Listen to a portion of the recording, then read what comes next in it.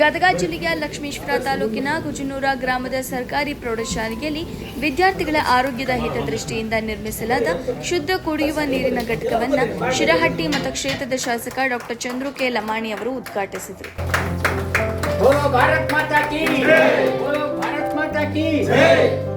2024-25ನೇ ಸಾಲಿನ ಸಮಗ್ರ ಶಿಕ್ಷಣ ಕರ್ನಾಟಕ ಯೋಜನೆಯಡಿ ಈ ನೂತನ ಘಟಕವು ಶಾಲೆಗೆ ಮಂಜೂರಾಗಿತ್ತು.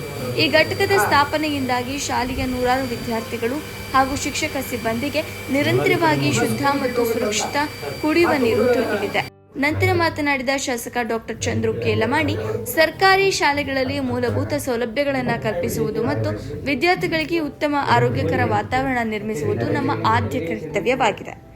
ಶುದ್ಧ ನೀರು ಕುಡಿಯುವುದರಿಂದ ಮಕ್ಕಳ ಆರೋಗ್ಯ ವೃದ್ಧಿಸಿ ಕಲಿಕೆಯಲ್ಲೂ ಉತ್ತಮ ಪ್ರಗತಿ ಸಾಧಿಸಲು ಸಾಧ್ಯವಾಗುತ್ತದೆ ಎಂದು ಹೇಳಿದರು.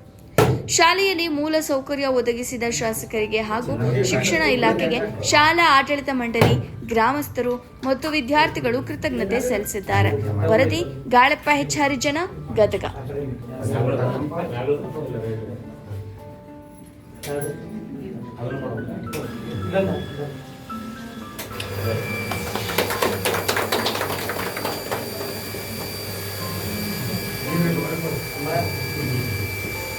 ಏನೇನು ಮೆಜರ್ಮೆಂಟ್ ಇದೆ ಗೊತ್ತಿದೆಯಾ? ಇದು ಈ ಮೆಜರ್ಮೆಂಟ್ ಏನು ತೋರಿಸ್ತಾರೆ?